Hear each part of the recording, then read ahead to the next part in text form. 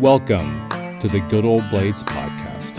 I am your host, Aaron Levere, and join me as we talk to other knife makers and craftsmen about anything and everything knives. Billy Connolly famously said, "Never run with scissors or other pointy objects." It's apparent that Grace Horne never heeded Connolly's advice, because during her 30-year career, she has been running with scissors to establish herself as a premier cutler in what is assuredly a vanishing art form, if not due in part to her effort. Grace is constantly cultivating ideas, curating works of art, and accumulating research that is reviving Sheffield's cutlery for the modern era.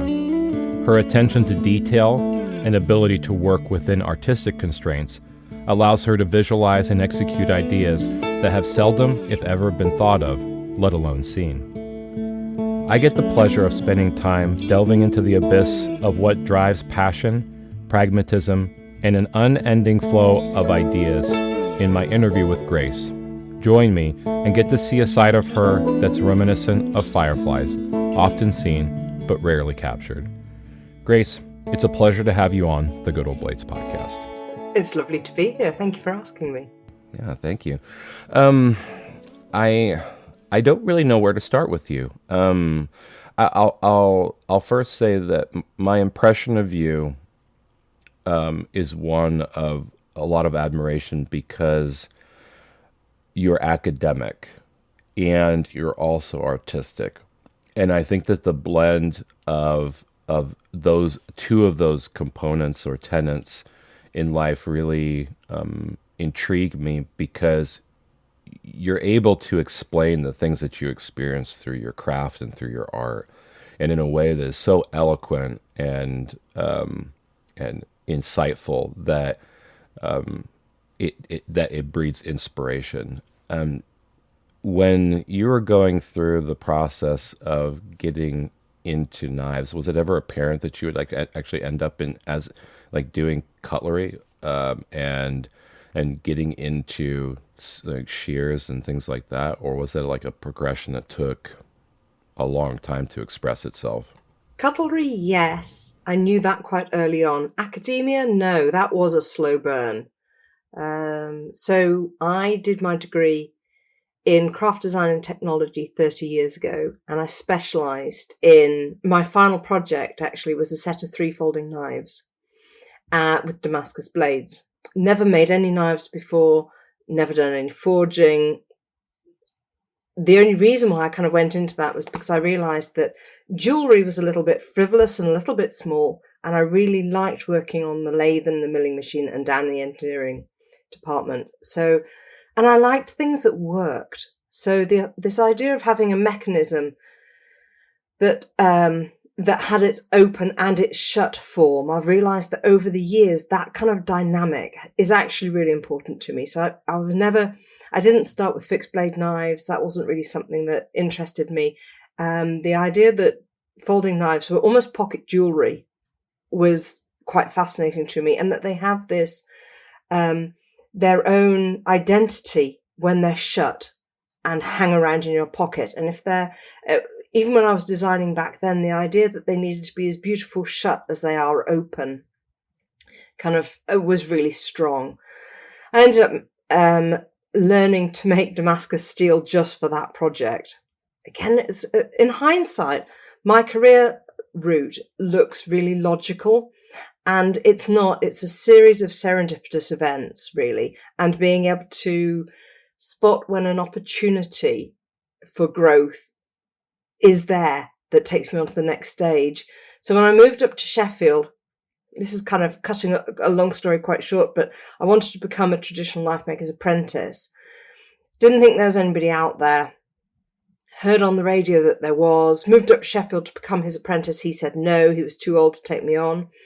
But I realised that Sheffield Hallam University was running a master's programme, that was a 2 years master's programme within their metalwork and jewellery department. And they were happy for me to do edge tools.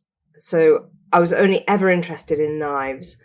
And I managed to spin that out for 4 years because I realised that it was cheaper than setting up my own workshop. that I could, even though it was part-time, they'd never stop me going in.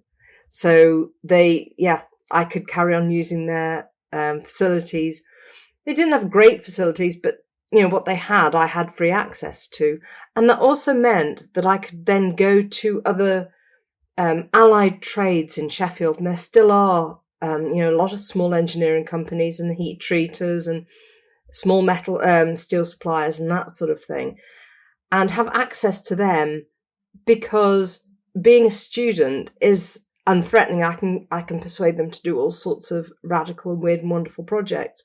And then when I finished that, I had no idea where I was going to go, and ended up being persuaded to put in for a funding application to do a PhD.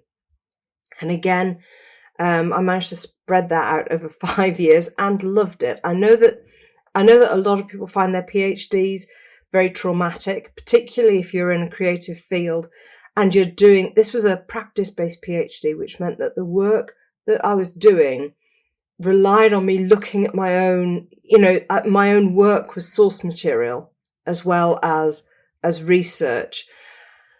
And I know that a lot of people find that a challenge, because you end up getting completely tied in knots, that, you end up not making anything because you're going to be looking at it later and you want it to be really good. And then you don't make anything, and then you don't document it because you're going to be analyzing it later. And you end up with a complete creative paralysis. And in a way, the subject that I chose to study was less relevant than the idea of documenting, of researching, utilizing my research in a practical way that feeds back into my practice. That was the valuable bit, not actually the subject of my PhD at all.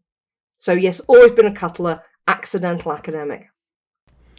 Yeah, there's a lot of questions that I have as a result of that. I'll make an observation first, though. It seems to me a pretty solid gig to be able to have something that you're studying and then have it funded by university, right? So, but while you are learning, you are able to remove some of the financial burden of that education, and that to me would be exciting, because it's not there doesn't really exist a program like that in the States, as far as I'm aware, where you can remove the obstacle of that financial investment in the education. Like for me and for a lot of knife makers specifically, it's all trial by fire and throwing away a lot of money. It's where that adage comes in. Like, if you want to make $1 million in knives, start with 2 million. But like, I could see in the epicenter of English cutlery and everything like that you take this opportunity that really pays out dividends, because you have funding for an education, and you can kind of study what interests you inside the context of that. Yeah, there are two things there, though. One of which is I just came at the tail end of having my degree funded. That's now stopped. So, and I agree with you. I think that's really sad. My MA was self-funded. My PhD was funded by a separate arts council. So it wasn't funded within the university itself. It was funded by a separate arts council. Yeah. But the great thing about that was that I constructed my entire PhD program myself, put it forward as a proposal that they then funded, which I think was amazing. I have to admit that I've been incredibly lucky to be to have the resources to do what I do. And if I was, one of the things that I did when I moved up to Sheffield from London all those years ago to become a knife maker's apprentice was I had a studio down in London for a couple of years after I'd got my degree. And I realized that idea of using my creative practice to pay the bills wasn't sustainable for me, not at that time, and probably never. So I decided that what I was going to do was get a job that I hated. And, well, I didn't hate it, but I just accepted that it was a 9-to-5 job that paid the bills. And I kept my studio work separate to that as much as I could, because I think it's draining on a lot of people we have this strange hierarchy of when you have craft skills. You learn a skill, you get good at it, you have it as a hobby and it gives you pleasure. And you get good at it and people say you should earn money doing it. You could sell that, that's really good. So you start selling it and then people go, oh, you could earn your money, you could make a living doing that. And we have this idea that when you're a full-time maker and you're earning your living from your craft, that somehow makes you a better craftsperson than that person who's doing it part-time on weekends.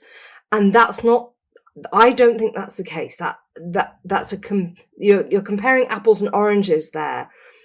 What you've got is somebody who's working full-time and earning their living from their craft is a good craftsperson, but they're very often a pragmatic craftsperson and they're a good business person. And there are a lot of incredibly good craftspeople who don't even attempt to earn a living from it. And I really feel that we need to reclaim that back. This idea of an enthusiastic amateur. Those people are very often the people who have the opportunity, the time, and the resources to do a lot more experimentation than those poor guys who are trying desperately to keep their head above water.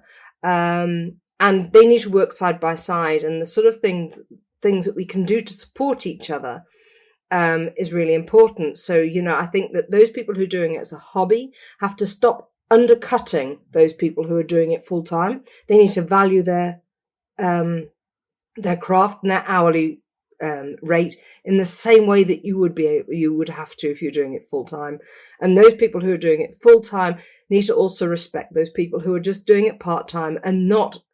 And you see, already I'm saying they're just doing it part time, as though somehow that is not equal. And these people who are doing it part time can experiment and add things to the industry and play in a way that if you're trying to make your rent every month, it's really, really hard to do. Yeah, well, and I get that kind of that bias where I'm a part-timer, but I would argue that it's just another full-time job, right? If I think about the time that I spend making knives and doing research and doing this podcast and then working full-time, like I'm really maintaining two full-time jobs. But I think more to that point is I don't think I ever stop thinking about this industry that we're in and all of the tangential lines of that too, right? Because in a traditional sense, I don't talk a lot about shears inside of my normal I guess purview of knives, right? However, in the Sheffield world, right? That entire industry that grew out of that cutlery and everything was not just a cutting implement, right? It was shears and all of these other things that craftsmen do. Like I couldn't even begin to cover the entire list of things, and I think it's important to also make that the distinction around what is, I guess, what is the end goal of a part-time versus full-time, and the largest thing I think especially in the American market is that if you are not a full-time knife maker, you are not considered in it to win it, right? And because of that, you have far less investment from the collector market, because if you are here today, you are gone tomorrow. And if you are not full-time, then you're not invested in making that purchase more collectible or more valuable over time. I think that's true, but I think the hardest thing that any full-time maker, well, any maker our biggest challenge is to prevent burnout. And I think that carving out that space to play and recharge and rejuvenate your your creativity, that's really hard. But you're right. I mean, that longevity is really important to the collectors. Yeah. Well, and I totally agree, because like from my vantage point, coming as from a part-time I guess investment in what I can do or allocate time wise is not the full picture of how invested I am in the artistry and the craft, right? I found that there were times when my full-time job was occupying so much of my time that I couldn't make knives. And I'm like, I still want to be able to contribute. I still want to be able to learn, and I want to be able to do that in a meaningful and impactful way. And this podcast arises from that, right? Where in order to facilitate the podcast, I'm in front of a computer, which I am all day long, and I'm really good at it. And so what I need to be able to do is reach out in the industry and say, hey, I'm really interested in just talking to you, and pulling that back into lessons learned for other makers and for collectors and everybody to be able to attach on to this thing that I'm trying to do and derive some value from it the same way as I do. Like, so everybody listening is just a fly on the wall in my inner workings of like trying to figure out knives in the knife industry and how all of these things kind of tangentially pull together, right? And so that is a part of my investment beyond the actual making of a knife. It goes beyond that, and it might one day turn out that this is actually more impactful to people than it is me grinding on a piece of metal and expressing myself. I don't know where that's actually going to end up, but I'm willing to go down this path. And so far I've been very intrigued in an odd way at how receptive the industry is, and how communicative listeners are in that this thing that we get to create together as me and guest, right? Me and you, is it just means something to them.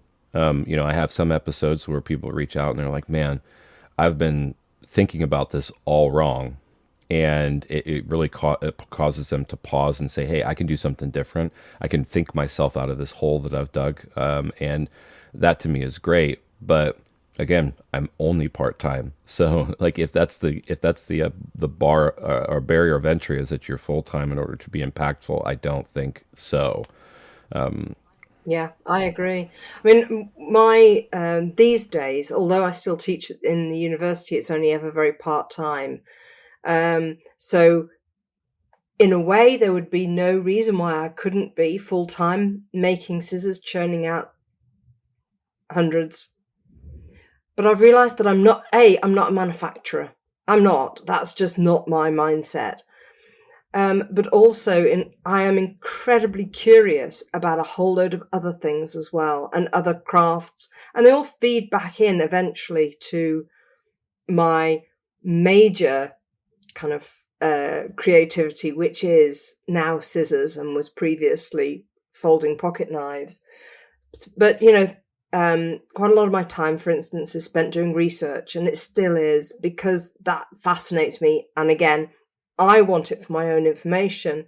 And in fact, what I've started doing is when I find old catalogues, I've started scanning them and realizing that actually one of the things that I can do is to make them available for other people. So being able to put them up so that people can download them as PDFs and that sort of thing. It's work that I would be doing anyway, because I think it's important for my practice. And it is quite a lot more work, but it's only another step of work to make that available to other people to be able to access. And I think that's important. And in the same way that you wonder whether your podcast might be more important or more impactful than your actual pieces, they can't function. One can't function without the other. You couldn't just do a podcast without being a knife maker. Well, you could do, but it wouldn't be the same, and it wouldn't have the same impact. And it's the same with me. You could scan these documents, you could put them out there, but unless you have a discussion around them, why they're important, what the context is, why they're valuable and what have you. I don't think that the two have to work side by I side. fully agree. One thing, backstory. I had an anvil that I had bought, that I lucked into as a hay button anvil, and it was 342 pounds. I just remember this because it was like a little baby to me, right? It was in American made wrought iron anvils. Hay button was, tops, right? It's the Rolls Royce of anvils, and I found one in this quest for everybody to buy anvils and heat and beat steel with forged and fire and whatnot. I found this one for relatively inexpensively for the size, and I eventually got out of forging knives primarily because I hurt my shoulder pretty badly, and it took several years to rehab it. And when I sold it, I traded it for a knee mill, a Bridgeport knee mill, and some cash, and that was more valuable to me at the time. But I've always thought about that anvil, right? And it went to a good buddy, and I know it's safe and secure, and he loves it and everything, right? But it was a prime example. Like the plus 250 pounds are actually fairly rare inside of the scope of what Hay Button produce, because all of them were made to order at a certain size range. It's like 300 pounds plus was that range. So you have like an artisan anvil. It was made for a purpose. It sat in a shop, and it has its own soul, right? Nice. Well, funny enough, I'm looking at another Hay Button right now, and I'm actually going up this weekend to buy it. But in preparation for that, I bought Richard Postman's Anvils in America, which is an incredible magnum opus that goes through all of the American anvils and describes serial numbers and identification and weight ranges and how that fits into the context of adverts and the journey of that company and who they sold to and who rebranded it and everything. It is he picks not only a very interesting avenue of collecting and researching anvils, right? But then the cascade of finding other people who collected anvils and marking off their numbers and trying to understand like the context that they operated within. It is the largest example, the most thorough example of anvil research that probably exists in history, right? And I think about that in the context of like your research, because there are things that he contextualized that to the average anvil user would have never been relevant, Yeah. right? And you find something on somebody's yard, you offer them a few dollars for it, you take it back, you clean it up, and you start banging on it. And especially in the culture of anvils in America, the anvil is a very utilitarian thing, and so it was actually very reasonably priced. But we see this like artificial inflation of the anvil price because of the demand for artisan crafts and testing out this whole forged and fire concept and whatnot. And now it's become very relevant. Like people pick up anvils and they want to know the story behind it. They go to Postman's records and try to discern where their anvil came from, like what the context and what the historical value is of that thing. And nobody would have had the same level of appreciation, like in a broad sense, if he didn't have that research and development procured over a lifetime of being able to study that kind of one thing, but then allow it to cascade in this beautiful bouquet of information that nobody cared about except for him, except in the context now where it's valuable. It's kind of interesting to me. Books are so important, and certainly from an academic point of view, the idea of being able to reference books and go back and have a look at them. I think that these days I'm going to sound old now, but the idea that stuff is on the internet and it exists is fine, but it's so ephemeral. It might not exist. It might change. Whereas having written words, having documentation, is somehow still appeals to me. And on So not on all of my scissors, but on my special projects, they go out into the world with their own book. And that's partly because the way I see it, my work is like an iceberg. The actual artifact itself, the visual bit, is the visible bit, but it's tiny in comparison to all the research that I've done behind it, the story behind it, why I chose what I did, my sketchbook work, the models, all the things that I've done behind that is massive.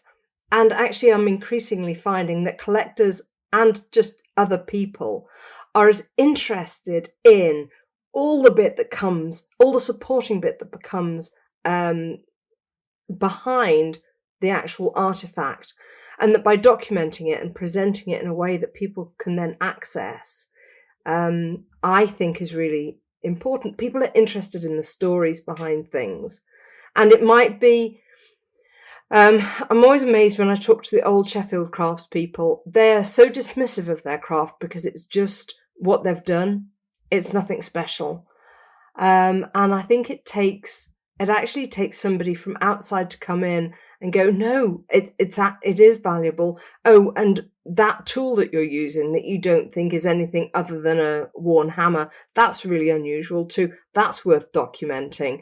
This little device, this little jig that you've used for holding that is very specific to your craft, that's valuable. The fact that you don't think anything of it is only because you've been using it for the last 50 years and you just don't see it anymore.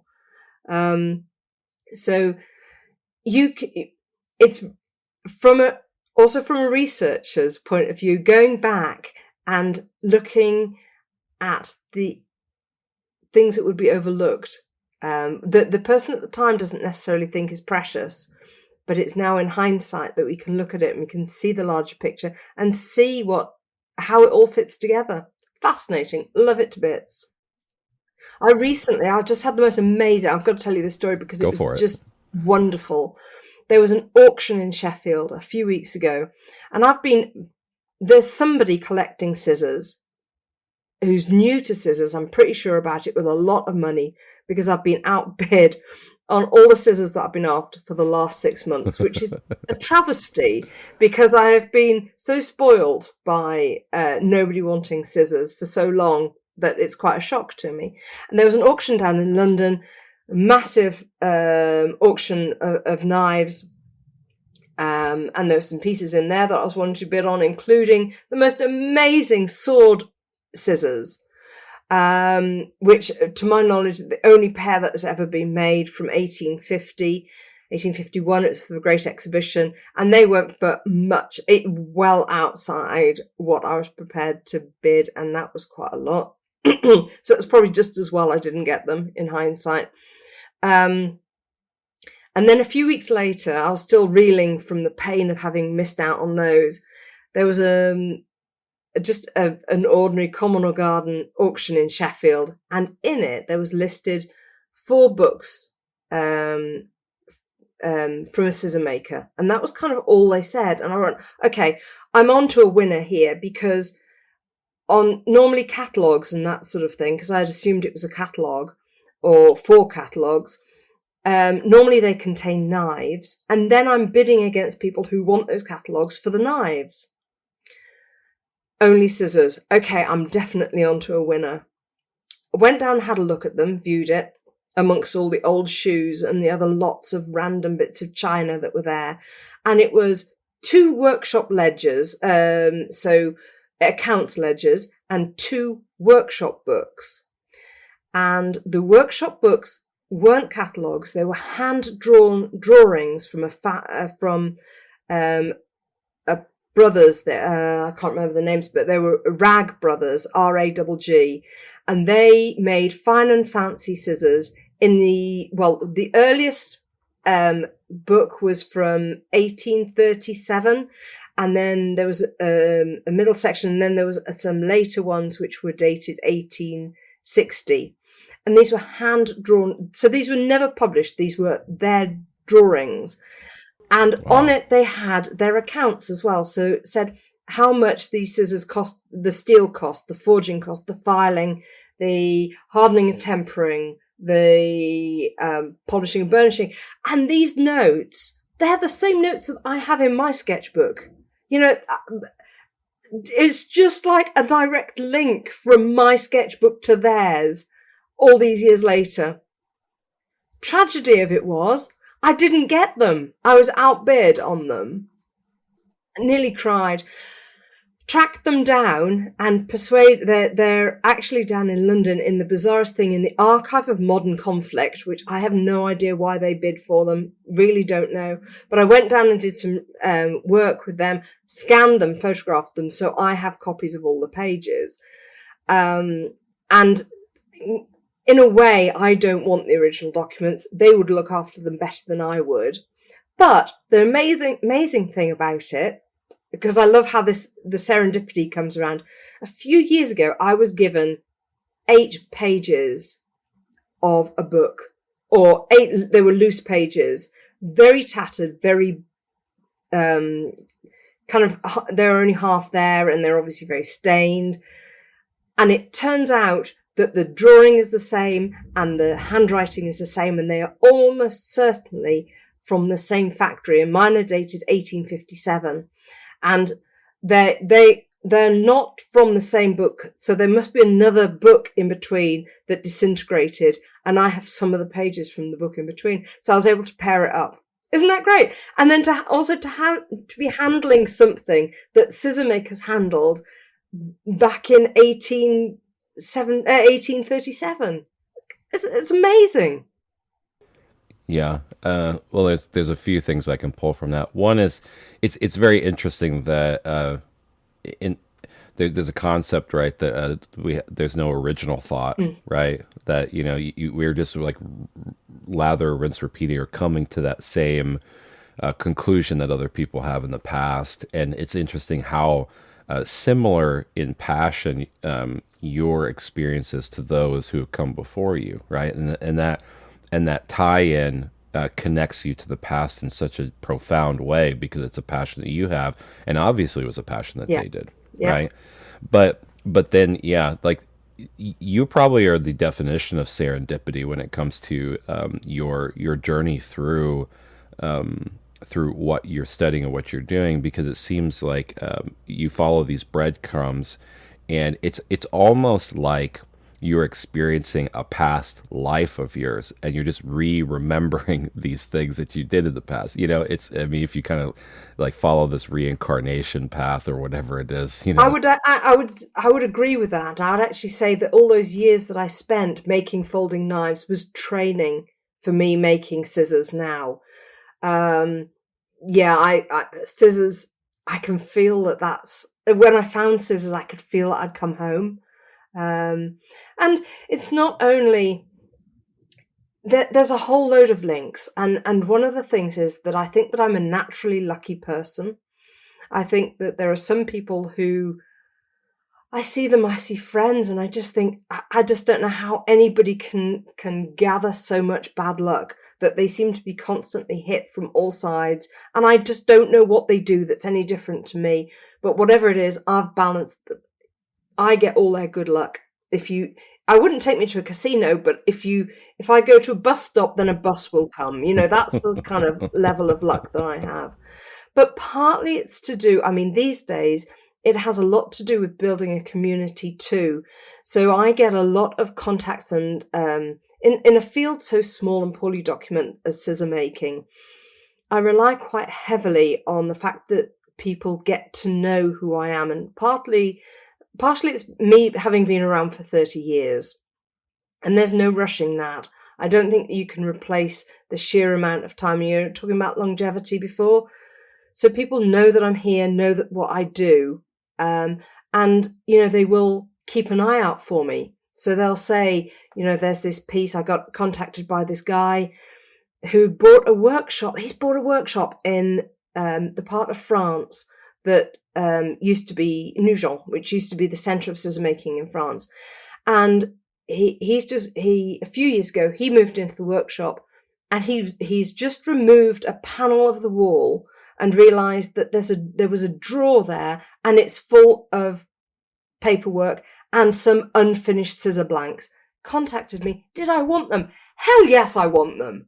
My God, that's amazing. That's yes, of course I do.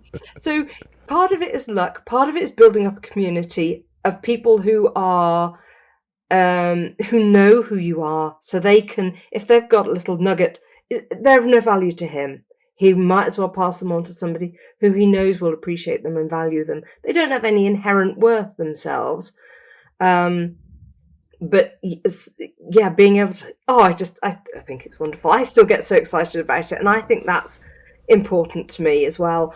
You know, I don't think I could do what I do unless it excited me, unless I thought, you know, this is whatever I'm going to be working on next. Then people ask me what my favorite project is, and it's always the next one. You know, that's definitely what drives me. All the time. I've got more ideas than I know what to do with. I plan all my work 2 or 3 years in advance. So, you know, I know what I'm going to be doing for next year's Blade Show. I know what I'm going to be doing for the Blade Show after. Projects just have to wait patiently until I get around to them. It's one of the reasons why I don't take commissions or orders, because I've got so many ideas that I'm wanting to do, that the idea of backtracking and remaking a project that I've already done, it just doesn't hold any interest or excitement to me. So sometimes I will do commissions. I've actually got a project that I'm doing at the moment, which is a kind of commission. It's something that I had in mind to do, so it can jump the queue a little bit. And then, yeah, so that occasionally I do, but it has to fit in with whatever plans I have in advance. I wouldn't ever take a commission to replicate a project that I've already done. Yeah. Well, I mean, that's my first experience with you is that a while ago I actually reached out about making shears for hair, and you mentioned that it's not really your trajectory, right? And that you wouldn't take a commission like that. And I think it's interesting because I mean I wouldn't want to marginalize what it is that you're doing inside of your own world, right? It is unfortunate for somebody like me who wants to be able to provide a set of shears to my wife, who is a hairdresser, in a very like that would mean something to her, and it would mean something for me to facilitate that for her. But in the grand scheme of things, I respect it so much that you said no, because it's not part of your path, right?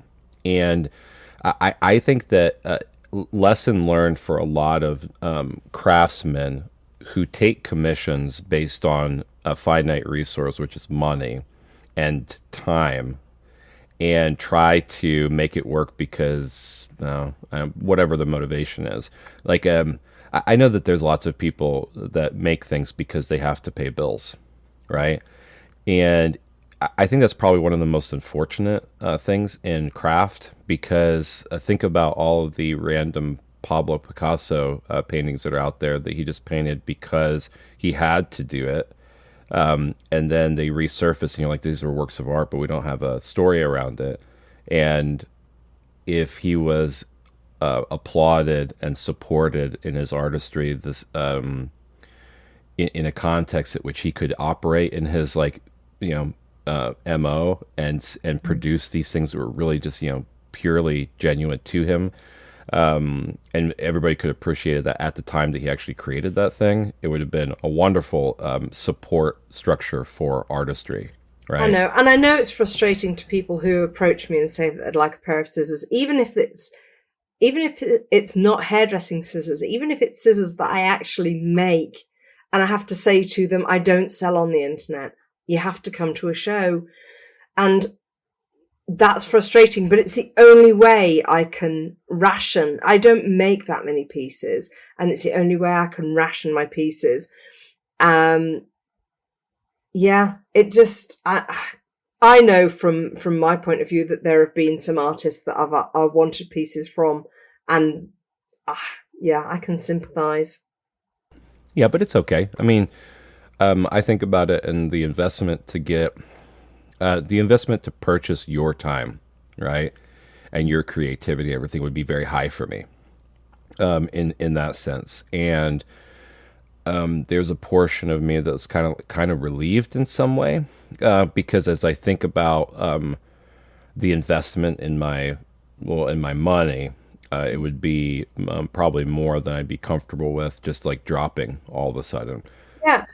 But when I think about what I'd like to be remembered for in 20 years' time, what I'd really like to do in 20 years' time is to go to Blade Show in Atlanta and there be half a dozen scissor makers making scissors. That's what I want. I don't want to be remembered for necessarily for my objects. What I want to do is be remembered for facilitating other people to make scissors. So I could teach you to make scissors. You could make your own pair of scissors if you wanted to. You know, I would, I would love that. I would love that.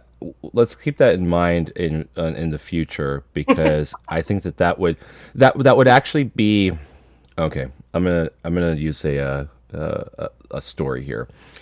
When I first met my wife, she was a hairdresser. She actually cut my hair, and I'm balding now, but I've been balding since I've been like 12 years old. So she would cut my hair, and I knew her as completely platonic. But then when I was going through my divorce with my first wife, we became kind of endeared to each other because she was also going through a divorce.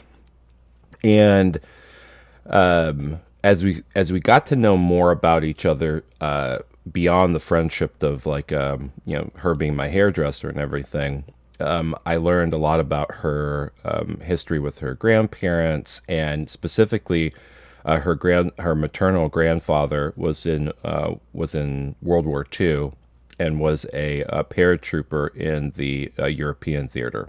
All right, and he got injured.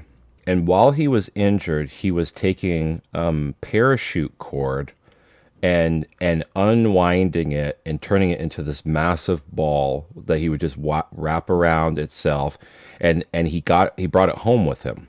All right, it sat in storage in some way, shape, or form through all of their moves and everything, and she spent so much time with her grandfather and grandmother, and we went down to their family property, and I found this little goat feeding trough thing, right? It had like wire that was bent, and it was all made by him just randomly to feed a goat, right? And I got the idea that I would take that and use it as my canvas to make something for her for Christmas. And so I took little nails. Well, I'll back up. I took old letters that he would write to his wife in World War II. And I took all of these examples of individual letters and tried to find what the commonality was with the signature. And then I traced what he used to call her, which was Little Bit, or Little Darling, rather, Little Darling. I traced all those out into parchment, and then I put it on my canvas. And then I took nails and I outlined all that. And then I got this ball of twine that he collected in World War II from her mother, and wound each one of those around Little Darling, and then I gave it to her for Christmas one year. And I was very I had a lot of foresight in making it the gift.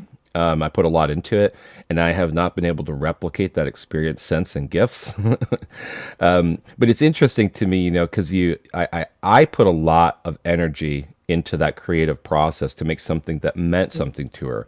I burnt her grandparents' initials in there because he, like, that's what he would do. He would just like write him and his wife's initials in everything, carve them into trees, put them on the shop, whatever.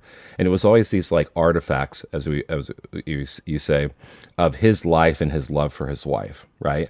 And she got to experience that. And so I thought, as we're together and we're doing this thing, I put their initials on one side and ours on another.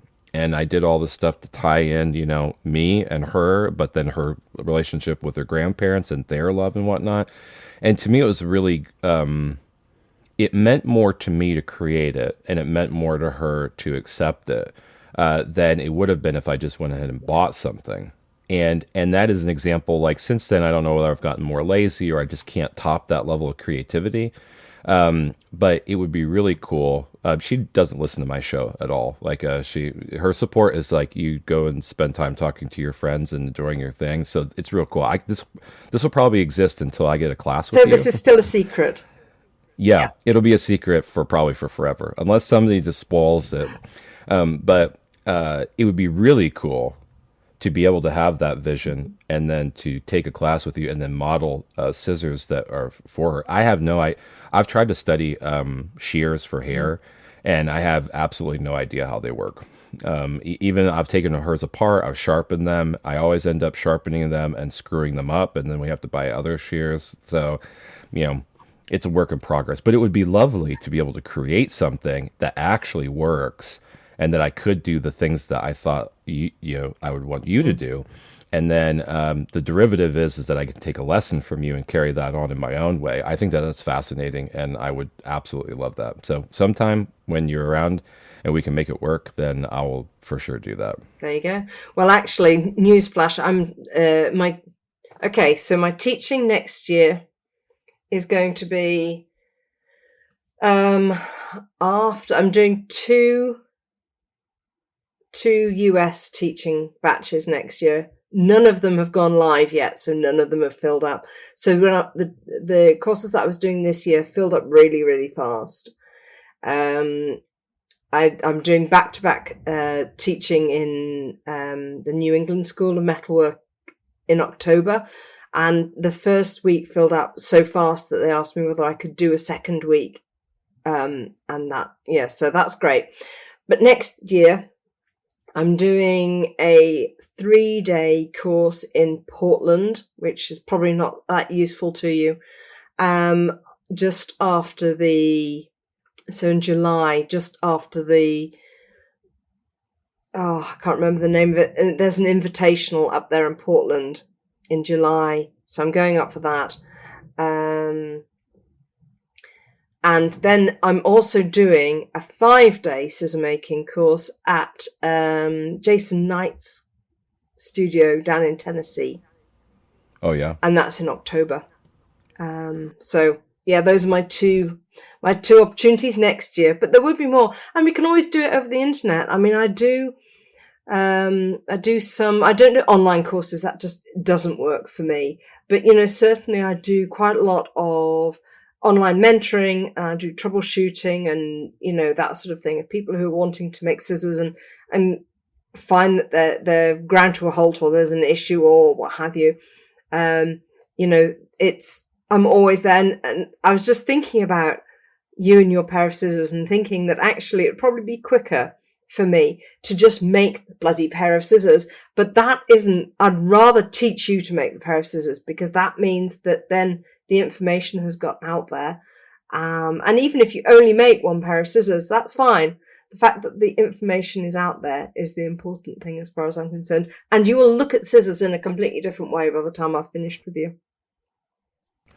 Yeah. Well, I mean, I do have, like, it's odd as we talk through this. I think, like, I don't really know how scissors trumps my knife passion, but it actually does in a lot of ways, because I can't think of a time that I haven't had like a pocket knife or something that I've carried around, and I can't think of a time where I haven't wanted to have a really dependable pair of shears, right? And it's so utilitarian and ubiquitous to the life experience that you're like, man, having a good pair of scissors is just the way it is, right? And I'm interested, and I think that as part of my path, I joined the ABS this year as an apprentice, so that way I can go down the path of discovering the level of detail and specificity that they require as part of their learning method. Now, I went through the guild experience, and I got probationary and voting member status in the guild, and that was a really important first step for me in quasi accreditation, because to have an organization look at my work and inspect it and give me feedback and help me through the journey of elevating my craft to the level that they did is important, right? And there's a lot of pomp and circumstance associated with the guild. The ABS, I want to focus on the specificity of fit and finish to their degree, and to do that through forged work, and to get back into the forged kind of mentality of things where I can do both and switch up how I want to make pieces in whatever medium actually fits. Like integral bolstered knives, impossible to do unless you're milling a bunch of material around and wasting it. But I really, really love the look of them. So I want to go down this forge path. And so that's what I'm doing. I want to be able to make my own Damascus and understand all of the different ways I can do mosaic. That's why I talked to Steve Schwarzer about doing that. So I think that the path that I go down is, and where you're at is going to transact in some way. And I definitely would be interested in that. And so the wheels turn a lot, but we'll talk about that offline more. Yeah, and I'm here for the long haul, so yeah, there's no rush. There's no need to rush these things. Things happen in their own time, don't they? That you find, and this is one of the great things about knife making. I know we were talking about this before, but if you go to study in a field like medicine, there's a prescripted route that you get to become fully qualified and get all the skills that it's felt that you need to become a competent doctor. And it's quite rigid. It's one that's been kind of laid out over the years, and there really isn't that within knife making. There's a little bit more with some of the other studio crafts like ceramics and textiles. There are more established routes within academia for you to get there, and also kind of more courses. It's just more well laid out. But I think that the great thing about knife making is that not only, you have people coming at it from forging, and obviously we have a lot of people coming at it from forging because of Forged in Fire, but then you have people coming at it from engineering, you have people coming at it from jewelry, and they all bring their own set of skills with them. You even have people coming through leatherworking and woodworking that then end up being knife makers almost by default. They want the tools, they know that they've got a certain number of skills, and they end up making knives. And this community has such a diversity of skills. And I think that it's really important to then be able to go and pick and mix. And this idea of continuing ongoing professional development is so laboured within other fields that it's just it's the sort of thing that makes your toes curl. But there's no doubt that there's room for that within knife making. That idea of going out and learning more skills and then bringing them back to your own practice and incorporating them, not necessarily in their entirety, but knowing which bits then enhance what you're wanting to do and your route forward, I think is really important. Yeah. Well, I can think of an example. I work in cybersecurity as my primary vocation, right? And in a lot of in industry purposes, like you work for Amazon Web Services or things like that, you have to have so many certifications, and it's a barrier of entry for you receiving raises, for you being able to interact with certain customers. There's an entire slew of barriers that are put in place if you don't have certification, right? And you spend more time focusing on this concept of I need to remember this rote information in order to check a box, and less time thinking about what does that information promote within myself to allow me to be creative in a way that is impactful or that is meaningful in some way. Everything is associated with a widget, like whether it's your time and the money that you get out of it, or a requirement in order for you just to be able to maintain your job or whatever it is. And in so many different areas of the human condition, education is thought of mostly as a way to get a stepping block up to another dollar amount, right?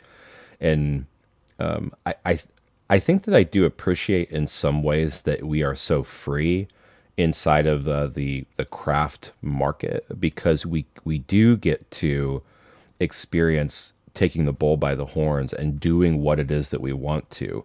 But in American culture especially, I think that we lose a lot of the passion and that intrinsic desire to create by trying to add conformity to it. So people want education. They want this avenue where you can say, "Well, I've arrived." But I've had Steve Johnson, I've had Bruce Bump, I've had Steve Schwarzer, I've had a lot of what we would consider legendary knife makers on the podcast and talk to them, and all of them, to your point about the cutlers of old that kind of marginalized their experience. It's the same way with these makers. Like Steve Johnson, I think in some ways knows how great and impactful he has been to the market of knives, and that he carries that on even still with talking to new knife makers and sharing things and what he knows about it. But he's very, very humble. And Bruce Bump in similarity is the same way. Where he's like, what is a cut and shoe? Like, I mean, there's books about that. I learned from somebody, you add a barrel here, you do a little engraving there, whatever. And I'm like, you don't understand.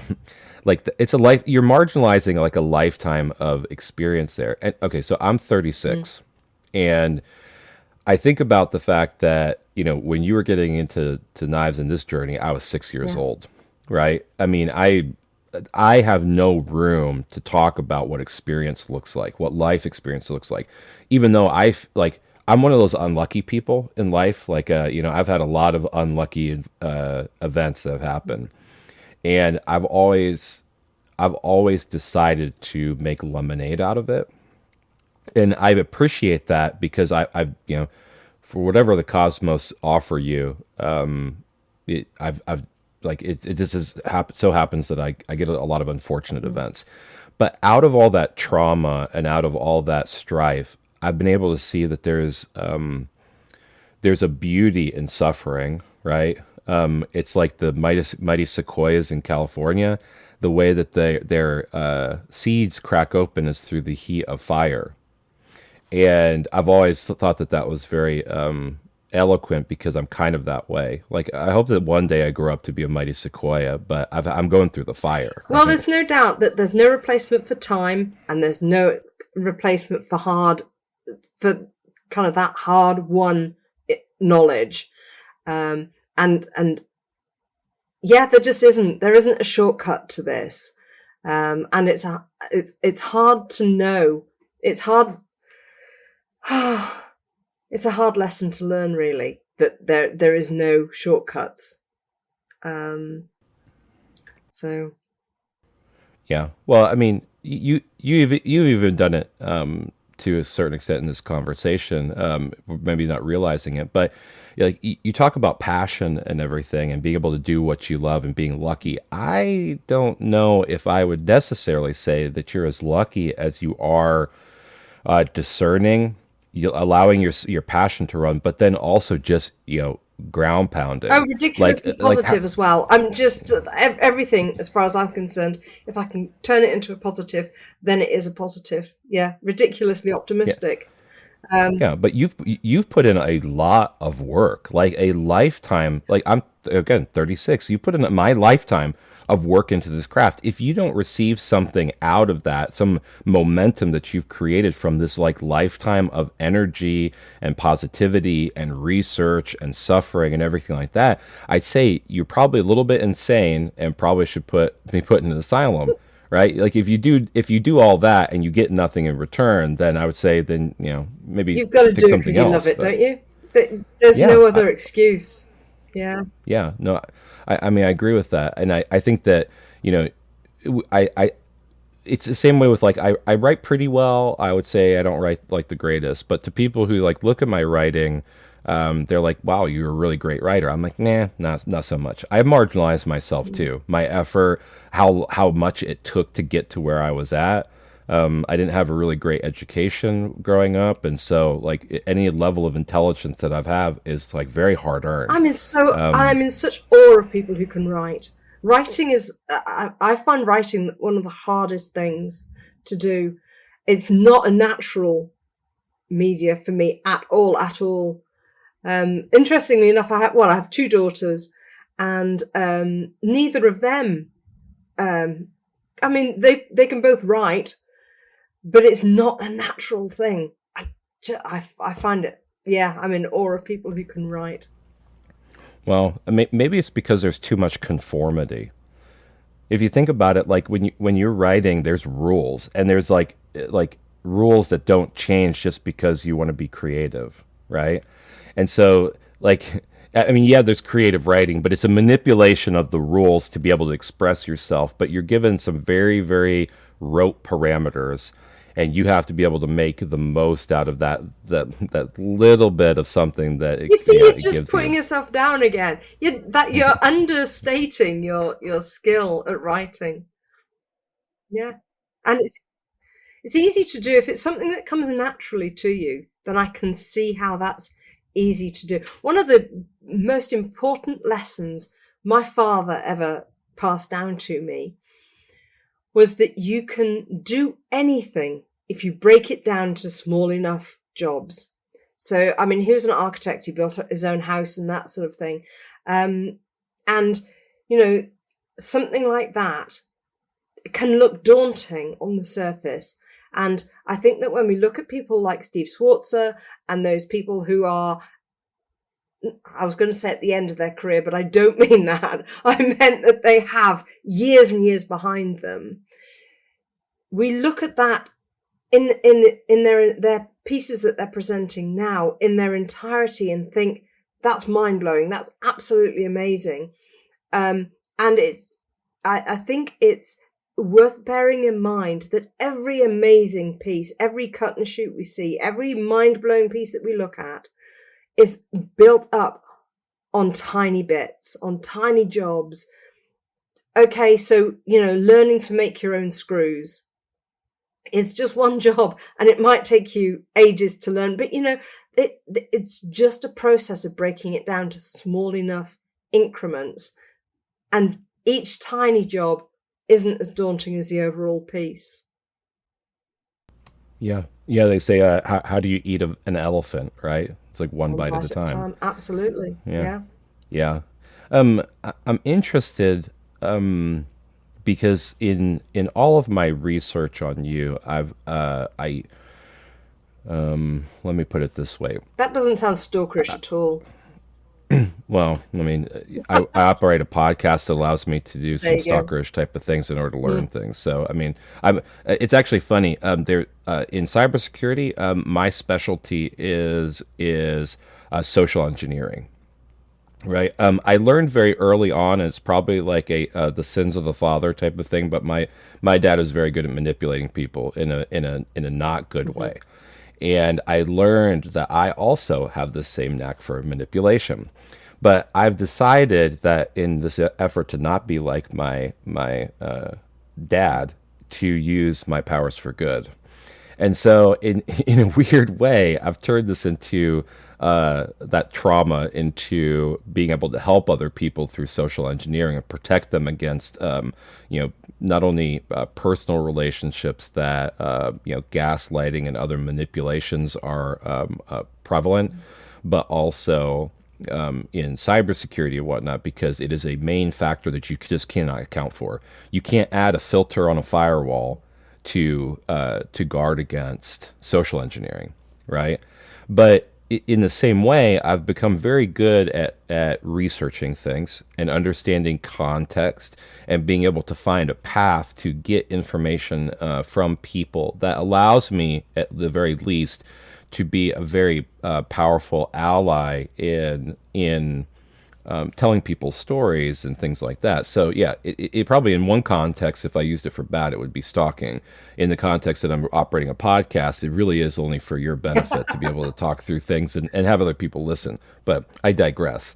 The point really kind of is that when I do research on people, it is purely so that way I don't seem foolish and take for granted this conversation in this moment. You're investing a lot of time with me, and how ignorant and how I don't know, disrespectful would I be to that moment if I didn't try to come with at least some idea of what it is that we're trying to do and what am I trying to like build into the purpose of this time, right?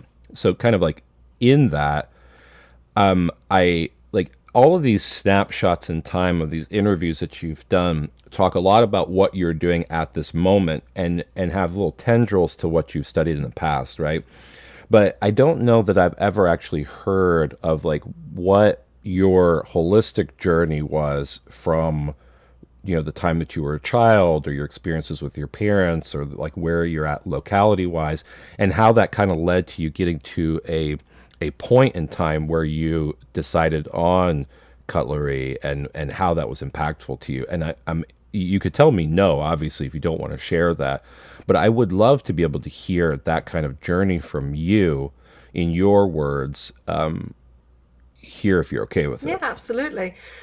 I think it's probably an interesting story, no less because it's relatively unusual for me as a female to be in knife making. So I think that when I hear other people's stories about why they are in knife making, there are routes that kind of often lead people into knife making, and they can, I think the question often arises, or can arise, how did you get into this as a female? And I don't think my story is that different from anybody else's, really. So my father was an architect, and it gets really quite long, but I was actually born in Australia. My mother is German. My father moved to Australia after he'd qualified. My mother moved out there after the war, so she was very Australian. And she was creative as well. She was very interested in textiles. And during the 1970s, there was a whole load of, so I was born in 70, and there was a whole load of kind of shifting where felt like there was a breakdown in society happening in Australia. There were quite a lot of strikes happening, and there was we had a very modern house in the centre of Sydney, and it was kind of a showcase house for his practice, which was quite wonderful at the time. Kind of irrelevant, apart from the fact that it made them realise how vulnerable they were to infrastructure around them.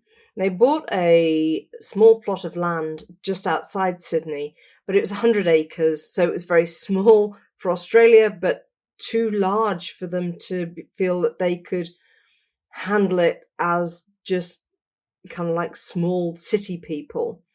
So they started thinking about whether they could move to Europe. And my mother was basically a hippie. My father was less invested in being a hippie, I suspect. And we ended up spending a year in Germany. My mother didn't like it. And ended up coming to the UK, just on the Welsh borders. And we bought a small plot of land. It was only 25 acres and became smallholders. And the idea was to be completely self-sufficient. We had no inside toilet. We had a spring. We had electricity, but we didn't have a fridge or a freezer for a few years. And it really was that idea of becoming self-sufficient. My mother grew vegetables. We kind of had sheep. And I was 7. when we moved. It was traumatic for my older sister. I think she found it more traumatic than I was. She was 9, I think, when we moved. So I was brought up with that can-do attitude of 2 people who'd survived the war, albeit on different sides, and the various traumas that they had experienced. My mother went through she was left in Berlin, starving just after the war. My grandmother, who was Polish, my grandfather was German, my grandmother was Polish. She bundled her 2 small children in a pram and walked all the way from Berlin to Upper Silesia, where her family was from, only to get to my great-grandmother's farm in order to be rejected by her and told that she wasn't feeding her. So she had to turn around and walk all the way back up to Berlin with her 2 small children, because my great-grandmother can remember starving in the First World War and she didn't want to share her food with any bastard German children. So she sent her own daughter, back up to Berlin with her 2 children. Wow. So this idea of being self-sufficient and somehow managing on your own resources was really important to her. Forward to when I had grown up, I realised that I was practical. I mean, I was always bright. I wanted to be an engineer, really, but then realised that was too dull. So yeah, when I was studying and wanting to do something, I knew I wanted to work with my hands. My father worked with wood quite a lot, and obviously building materials. My mother was a textile artist, very into spinning, weaving, all that side of things. And I had this dilemma between whether I wanted to work in metal or in textiles. And I realised that it made more sense for me to have a professional metal career and keep textiles as a hobby than it would be to have a professional textile career and keep metal as a hobby. It seemed to be a more logical way of working. So I've always run the 2 creative fields side by side. Even now, I spend nearly as much time, or I have in the past. This year it's been slightly different, but in the past I've always run my kind of textile practice alongside my metalworking practice. And I don't see that they are 2 separate fields at all. They feed in so integrally to each other, as far as even as far as kind of the boxes that I make and that sort of thing. The idea that my scissors are generally for textiles or for craft rather than hair cutting is kind of part of it. I know what I'm doing. I know what I'm expecting from scissors that will be cutting paper or textiles or, what have you. I'm not a hairdresser, so I don't know what that end result is going to be like. I don't know what the demands are of that. And so that's partly to do with my own ignorance. That means that I don't feel that I can go down the route of hairdressing scissors. Making the folding knives was part of that. And, my parents both had a knife with them. My father lost one of his folding knives, and it was only a basic Sheffield-made folding knife that he must have bought in Sheffield, in the farmer's co-op. And no other knife then lived up to the myth of that knife. And it must have been, in hindsight, I think that the blade was carbon steel, not stainless, and then all the other knives that the farmer's co-op stocked were stainless. And this was in the mid-80s, and there's no doubt about it that Sheffield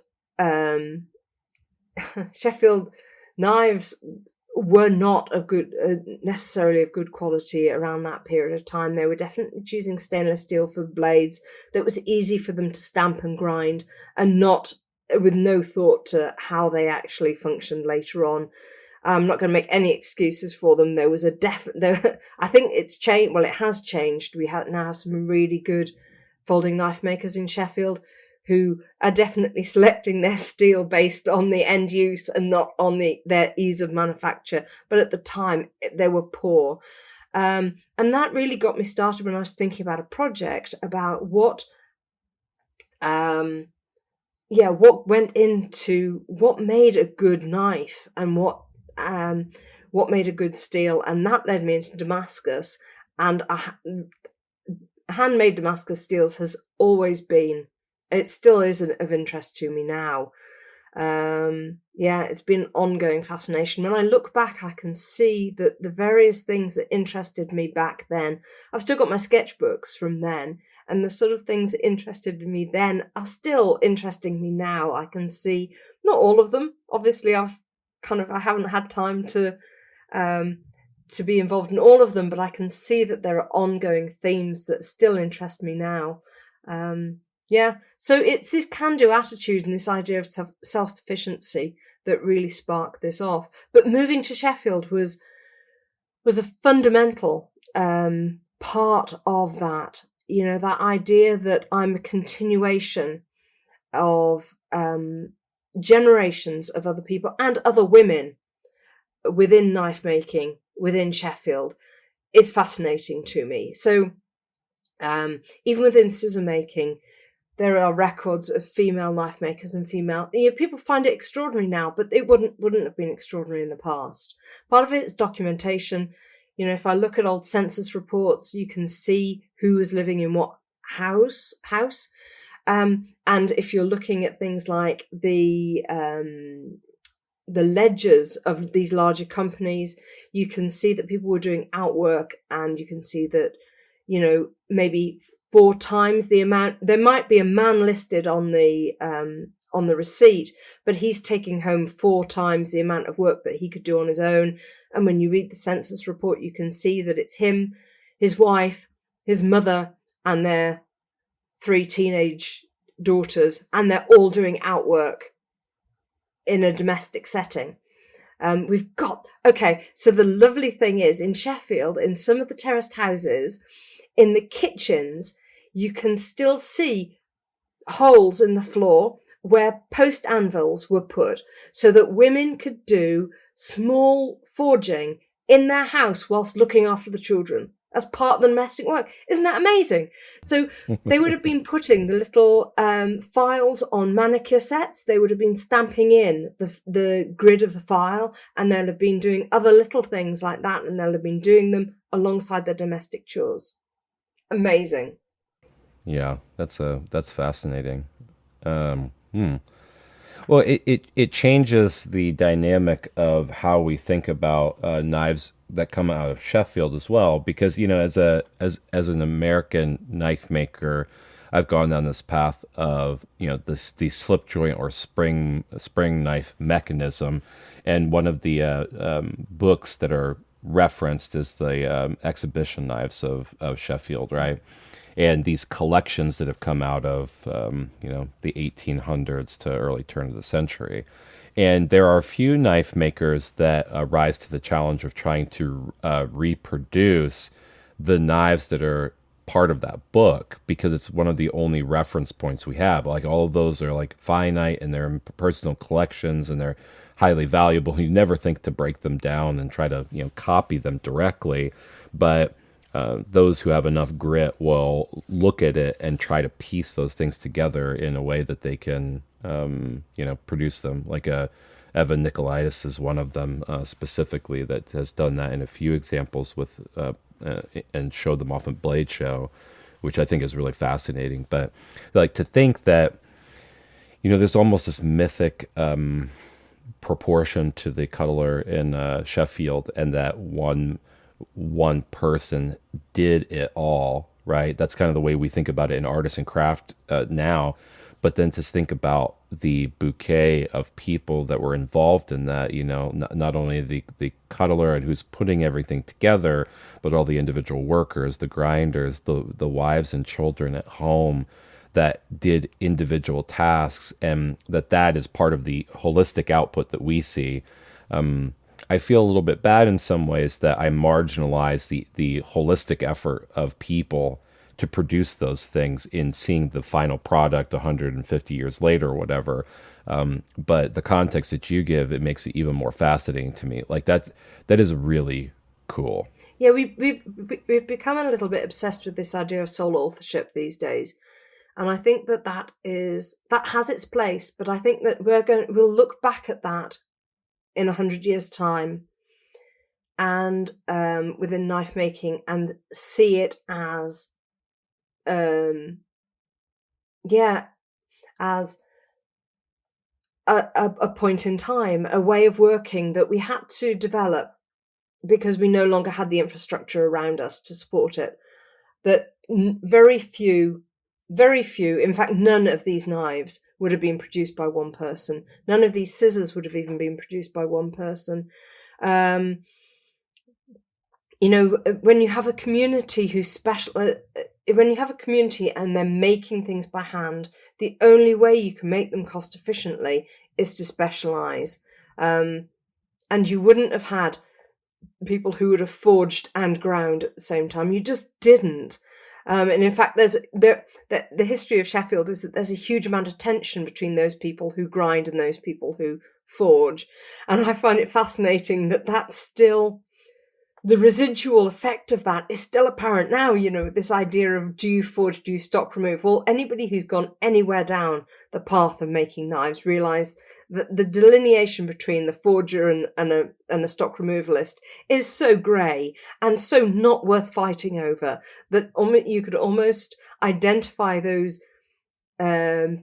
people as being baby beginners to the community when you start hearing them fight over stock removal versus forging, because you only have to be in the industry for a while to realize that really it's so blurry and so grey that each have their role to play, and it's really irrelevant when it comes to the actual knife that you make at the end.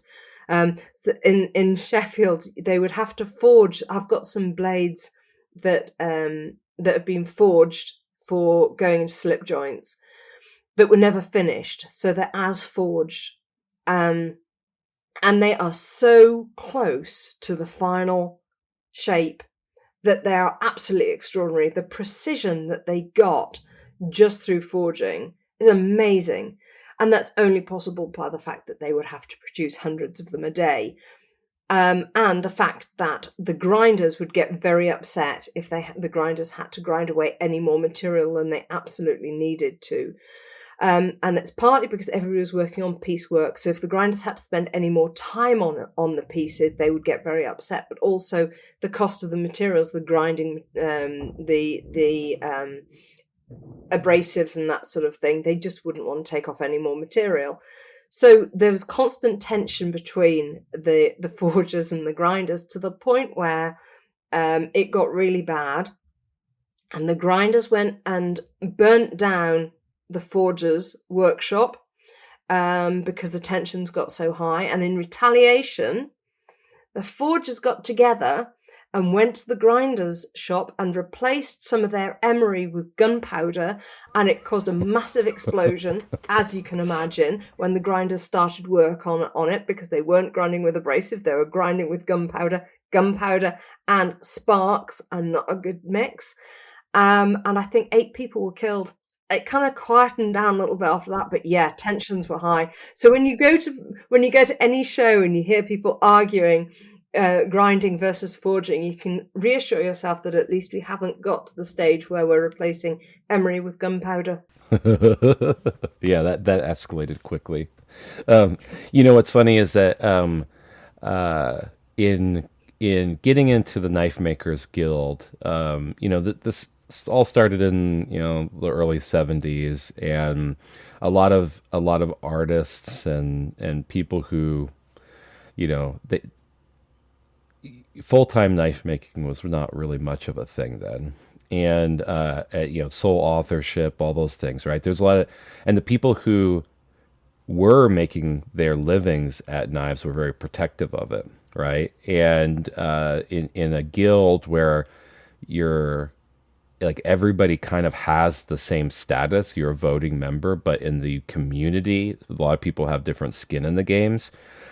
As a faction of people in the guild, there was a lot of differing opinions about what should constitute a guild member, what should constitute what they're promoting inside of it. And you have the ABS that branches off of this kind of like concept of like, we're going to have a society around making knives, but then there's the dissension within the ranks, and then somebody Bill Moran is like, no, authenticity is forging your blade and you get more out of it and everything. And so ABS gets created and proliferated. But then I heard a lot about the guild having meetings that would go late into the night, and people would get so irate over things that they were talking about that they would like get up on the tables and shout, and it would be shouting matches for hours upon hours, right?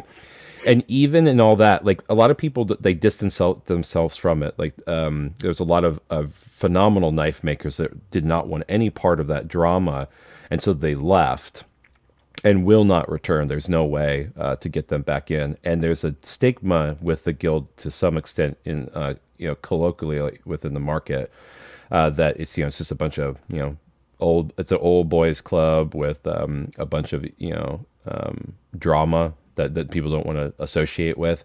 And I would say it's very much calmed down. But if I think about it in the context of putting gunpowder in wheels and people dying over it, we really have not gotten that far. A few shouts here and there is not that much. No, I'm glad we haven't got to that stage. Yeah, So, that is a little extreme. But it's interesting too, because I I think about it in the context of coal mining, right? So there's a difference. I grew up in a very small area of Pennsylvania in the Appalachian Mountains, and coal mining was more of a focus for people that I was around than steel that was closer to Pittsburgh area, in the west of Pennsylvania.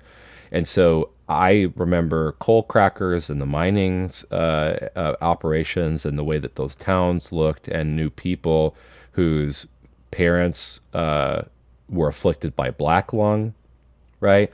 And cutlers or the grinders or whatever, they're sitting there on these wheels, are basically breathing silica dust all the time. Their noses are right up into it. There's no PPE or anything. And I would have to imagine that the more you grind, the more dangerous it becomes, because you're grinding off a lot of material. And you only, as a person working in the grinding rooms and everything, you only have so many years before you start developing sickness.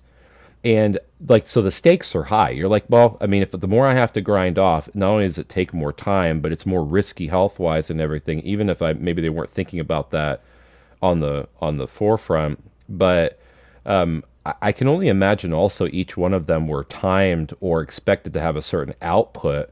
And if you don't, then you don't make your cut for the day. And that has a direct impact on whether you can feed your family or pay your bills or things like that. I mean, yeah, most of them actually weren't in the employment of anybody else. You'd have been freelance basically. So you'd have rented your trough, and you'd get paid per blade that you ground. So yeah, you'd have been paid. I think that your comment about the health benefits is true, but I think that they would have just equated that with money. They got paid relatively well because they had a relatively short life. So yeah, in order to make enough money to keep their family going, they would have had to have worked really fast.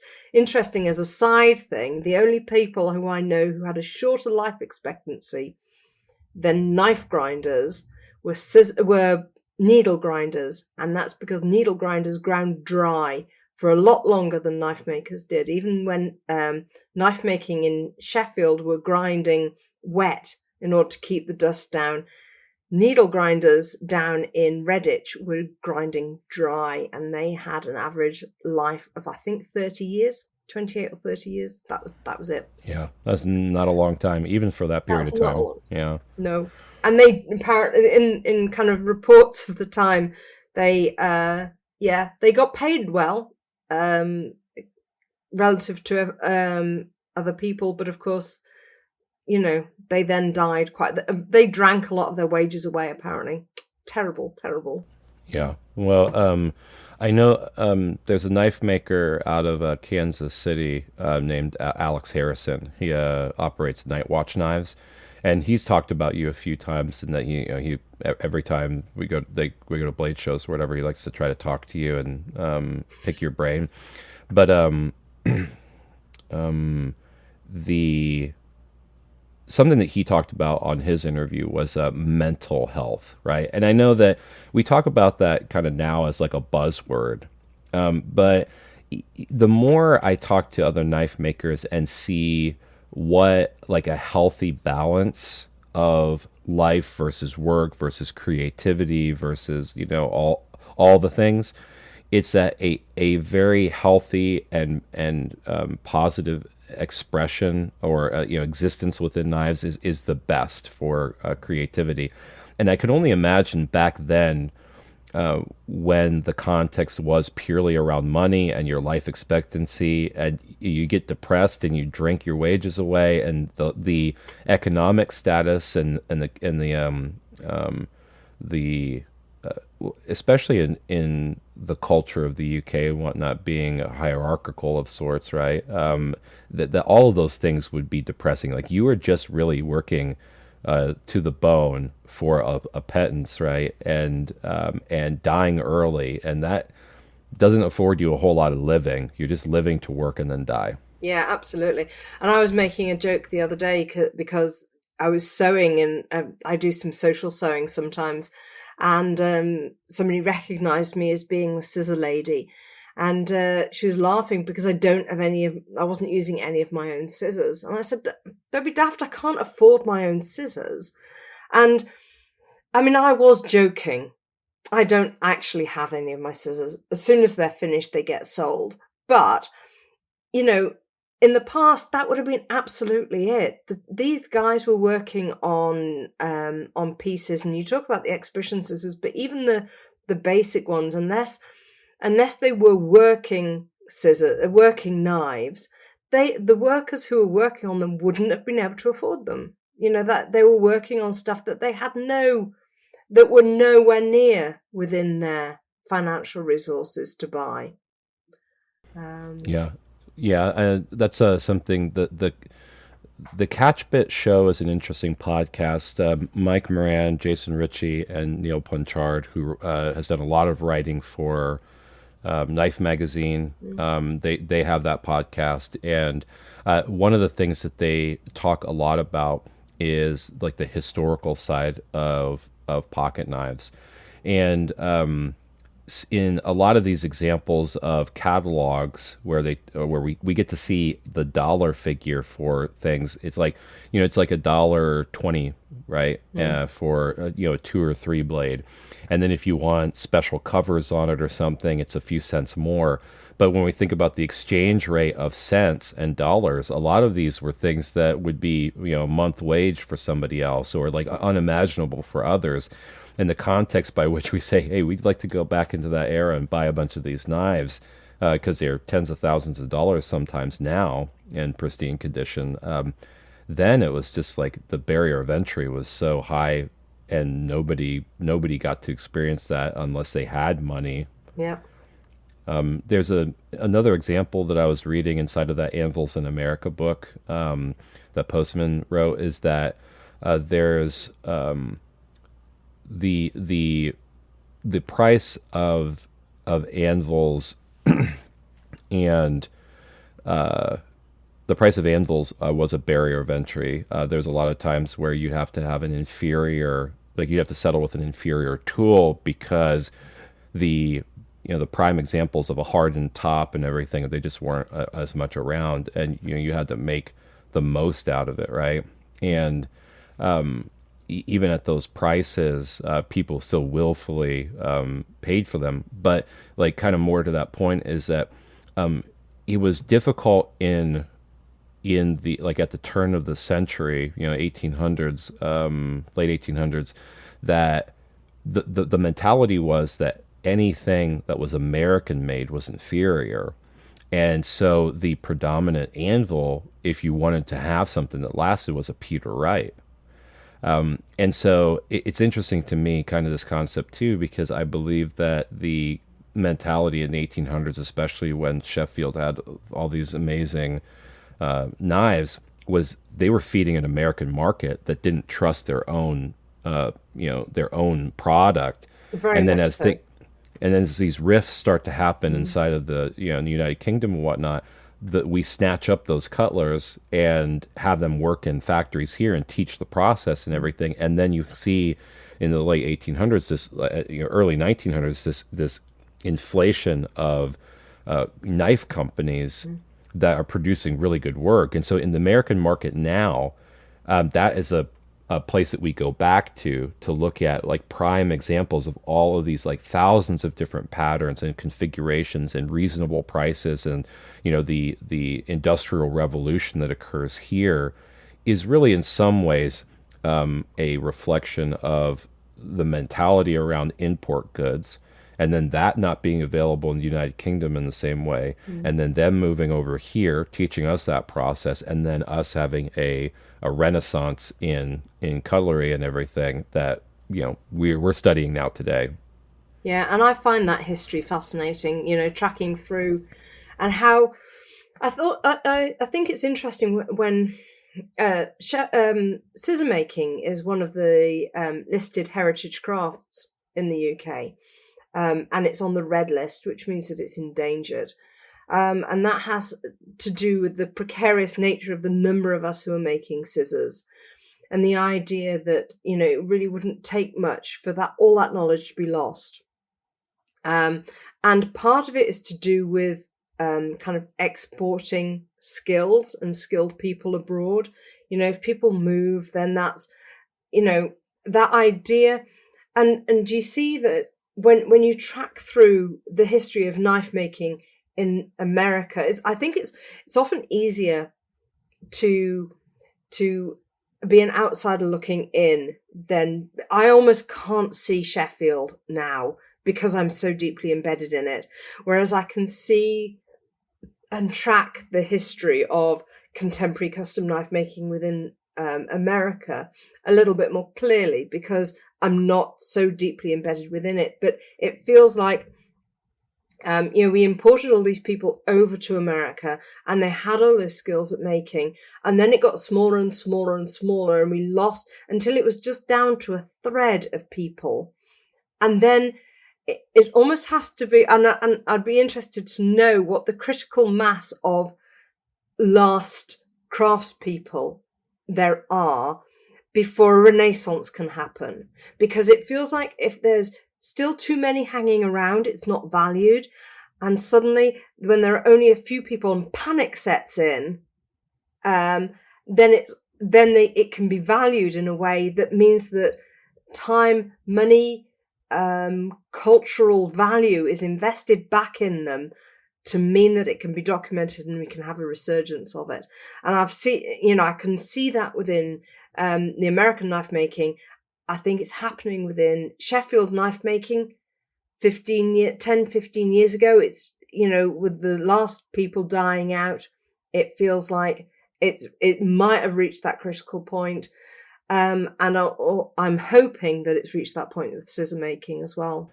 Yeah, everything is cyclical, no original thought, right? I mean, well, I think that something that was very poignant inside of the, I guess the bubble popping in American cutlery and everything was World War II.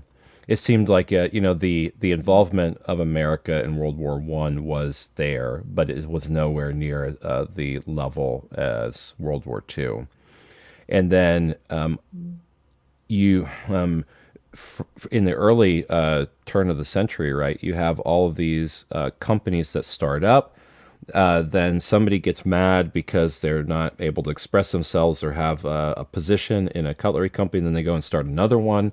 And then you have, like family that are riffing or whatever, and then somebody creates another competing interest. They're I don't know of a word to really describe it, but there's an ebb and flow to like the creation and dissolution of cutlery companies in America for a while, until you get to the point where World War II happens, and then you have a consolidation, because a lot of the workers were going to fight. A lot of them died in combat. And then you have mostly like a reduction in force to the point where, only a few companies are producing any type of cutlery in a way that is being used for military purposes, and it is highly rationed because steel is not abundant, right? It's like the world's import-export trade stops, and only essential personnel and only essential crafts are being supported, and they're being rationed. So then you have this drop off, and then you have if you think about Bo Randall, he's producing knives for war efforts. You think about the stem of Bob Loveless being in the military and getting experience with kind of like quasi theater knives and everything, and then producing. He actually competed with Bo Randall at Abercrombie and Fitch for production knives, and then he stems off the 1970s Knife Makers Guild, and this artisanry kind of comes back with the other founders, and then you have a while where that's floated, and custom knife makers and handmade knife makers doing it full time is odd. And now you have like Forged in Fire that comes out and everything, and we see this uptick again because of popularity in the crafts and artisanry over the bottleneck that was created because it was only important as a critical as a critical component of supporting the war. I mean, how much culture was lost from the late 1800s to the early 1930s because the economics weren't there to support the craft. It's very hard to track too, because I think that anybody that I've talked to from a historical perspective in America, there are so many companies that rebranded themselves. So they were one company, then they were two companies, and then they changed their name 3 times, and then they closed it. And then those rights and patterns were bought off by somebody else who had a better operation. And it's really hard to track who owned what, when, where did patterns come from, and everything. And it's something that I've actually been interested in. I don't have the time for the project right now, but we've been talking about provenance. Like patterns and concepts in knives have some provenance, but we don't really understand where they come from all the time. It takes an exceptional amount of research to build those bridges in time on where things came from. In pocket knives, we have a provenance from the time of Tony Bowes forward, because he took a lot of these old patterns that he was familiar with and had culture around and repopularized them, and also helped to use the case manufacturing, like the power behind them to produce some of these patterns that then become like the knives that we collect today, right? And I think it's interesting. I mean, it's although it's challenging, it's relatively easy to plot through changes of names and ownership. But what it's even harder to do is plot through skills. So, that these workers trained these workers who then moved to this company. So that transference of skills is even harder to track than designs and names of companies. Just to go back to the kind of the cutoff point, ours was the First World War. What happened was that whole groups would sign up in the same regiments. So all the grinders from Westenholm signed up in the same regiment and got decimated in France. So we suddenly ended up after the First World War with a lack of skills because they just got killed, and all killed en masse. So, that idea of losing an entire generation of skilled workers, they didn't even sign up in the company. They would sign up as grinders in the company and then get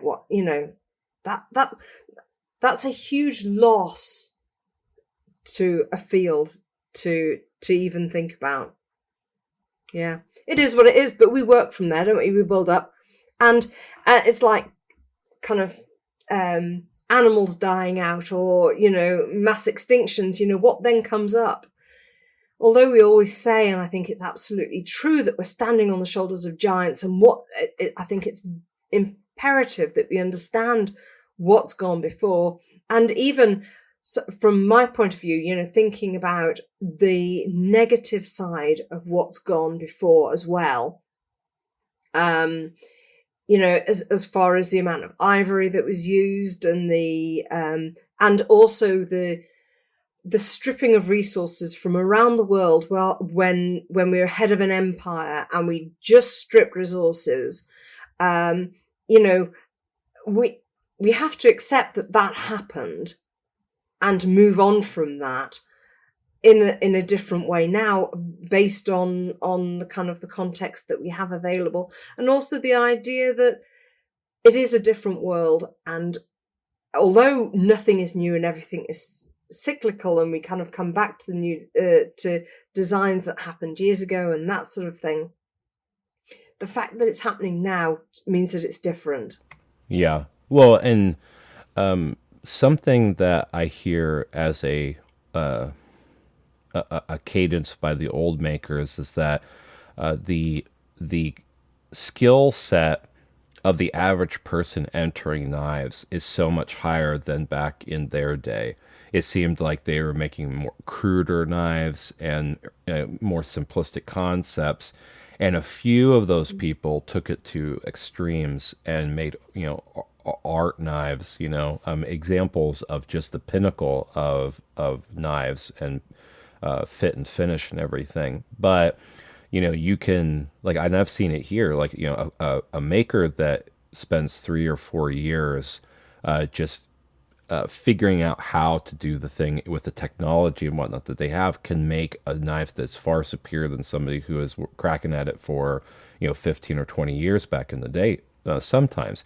And I think that I don't see that as much. And maybe it's the reason why is because I always try to keep my ear to the railroad tie when it comes to, like, emerging makers and things. But there seems to be, to me, a lot more marginal knife makers out there experimenting with things, and then out of that, a few knife makers excel. And if you look at the people who excel as the use case, then I think that's unfair to evaluate that data. It's kind of like the survivalship dilemma, right, or paradigm. Like, there is an exceptional amount of marginal to bad knife makers out there, and there are a few that decide that they're just going to take all of the skill sets that they can apply, this cross discipline of understanding maybe that they are a manufacturer in some way, or an engineer in some way, or a machinist in some way, or a tool and die maker, or they have something that gets them technical, down to the finite and the granular, and they expound on that, and then they become great. But a lot of these older knife makers are looking at that like that is the rule and not the exception, which is funny to me because they in themselves were also the exception. I'm sure there were a lot of knife makers at the time that tried to take their crack at it. And we can kind of see that in World War II. There's an entire collector market for what they call theater knives, right? And, they're just people that were cracking on machinery on ships and where they had it, and made these knives to pass the time away in transit from place to place or whatever. And they came home. Some of them became knife makers, and a lot of them did not. And you have like this footprint, or these artifacts of making sharp, pointy things in the context of war, and it never turned out into anything. But I know a lot of knife makers, their experiences were like their grandparents or their parents had these knives, and that was something that was an experience point for them to then make knives themselves. Again, not the rule, but an exception to it. Yeah. I think the other thing that we need to bear in mind when we look at historical examples and kind of compare ourselves to them is that the everyday didn't survive, or there are fewer examples of the everyday and the poor quality. Generally, it's only the better quality, the things that were treasured or were saved for special or were exhibition grade, that kind of come forward now. So I think you're right. there will always be a percentage of people who will want to push their craft just that little bit higher. It doesn't matter whether they were, 500 years ago or now. I do think that we've got people entering the field of knife making now have the supreme advantage of surprisingly low priced machinery. So, you're saying about having to settle for low priced anvils to start with.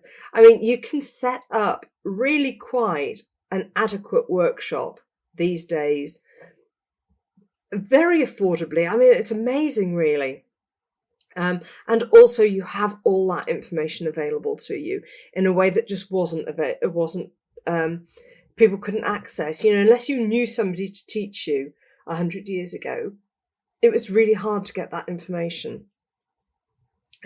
We can leapfrog a whole load of mistakes and experimentation these days and kind of get information, albeit you have to have a certain amount of knowledge to know which knowledge is useful. That's an entirely different conversation, isn't it? Filtering out all the bad information that you can find. But I think that what that is doing, hopefully, is raising a generation of, I like to think, because I am a positive person, we've talked about this before, I like to think that we are producing a generation of people who don't take information at face value, that I hope that we start producing people who are a little bit more critical about the information that they receive, that it's not just because it's written down doesn't mean it's kind of correct or correct for them even. I totally agree. Yeah, discernment is a critical component. Well, I think that's something with your research and people who think very, well, I can't say logically, because there are some ways that you think very tangentially about things in order to get to a point, and I'll kind of expound on that. There's a type of knife that you've probably seen before. It's called a sword breaker, right? And Steve Schwartz and I were talking a while ago about that as a concept of, the reason why it exists, or we have like pristine examples, is because it was impractical to use, and so it got stowed away somewhere, right? And in World War II, I talked about this just a little bit previous about this survivorship bias, right? Where there were planes that were getting shot at, and when they came back, they looked at where the bullet holes were, and then they started plating those areas up. But then less of them started coming back. And so somebody had the bright idea to say, we probably should plate all the areas that don't have bullet holes in them, because where the bullet holes are, obviously they can survive. But the places where they're not shut up, those need to be plated, because that's what's probably causing critical failure. And when we're researching things, I'm not interested, and it's the reason kind of why I talk to people like you, and I try to pull from different areas of the knife making community, is because I don't just want to hear from people that are covered in magazine publications. I don't want to just talk about things that are covered in, like, these are the dates, these are the experiences that you had that fit inside of just a magazine article or a brief interview. I want to dig deeper into it, the obscure parts of history, the obscure parts of like what motivates people, because that to me is where it's more interesting, where we can kind of unravel that confirmation bias in the survivability paradigm and everything, and talk more about like what it is that actually causes things.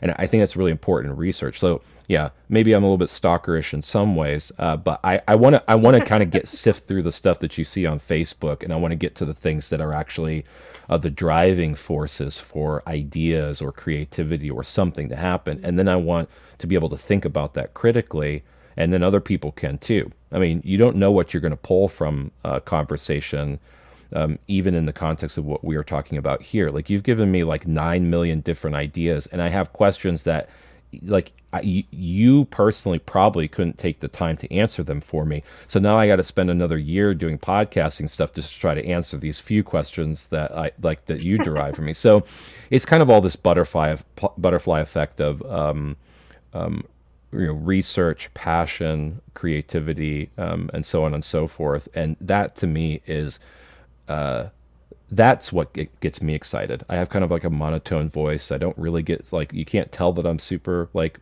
excited, but internally I'm kind of like giggling inside because there's so much more that I can like discover and play with in my own mind and with my own time that stems from this. So, I think though that people from a research perspective need to be able to understand that what is on the surface, like what you can find easily, is obtainium, right? For somebody like you who finds this, like this friend has this like this drawer of things and you get to look at them, or these slips of paper or volumes from stuff, those are things that you have to be on the lookout for. In some ways you might not even know what you have until there's some context that's built around it, but that quest to like dig in and to try to add context to things that seem they seem unrelated at first, but if you spend enough time building these like these connections between them, it really becomes quite fascinating. It really does. I think when I went down to, I did the Texas Knife Show earlier on this year for the first time, and it was interesting because yeah, as I said, I haven't been down there before, and as normal, I'm the only scissor maker there, and I'm very comfortable Blade Show Atlanta because I've been going for so many years. I think it's the 18th or 19th year that I've been going. But new environment down in Texas. So I decided that what I would do is I would ally myself with the slip joint makers and ask them to adopt me as an honorary member for the so Slip Joint Cartel took me under their wing for the show. And I realized that even with my history of working slip joints aside, I feel that I have a lot in common with the traditional slip joint makers. And part of it is to do with the idea of looking at historical patterns. And I think that a lot of modern knife makers, and there are a lot of people when they start out, that you can get quite obsessed with the idea that you need to design a knife that nobody else has designed before you make it. And I think that this is a real stumbling point for a lot of people, that they feel that they need a unique design before they've even learnt the basics about making a knife. And there is a huge amount of information to be learned by these old patterns. I know that there's much more of a tradition of this in Japan and even in China, where they train their trades up through imitation. And I know that has a whole layer of difficulty that we're not going to go into here. But I think that because there are so many traditional patterns within slip joint making that aren't protected, that people don't get obsessed over in the same way that some of the modern designs, quite rightly, do.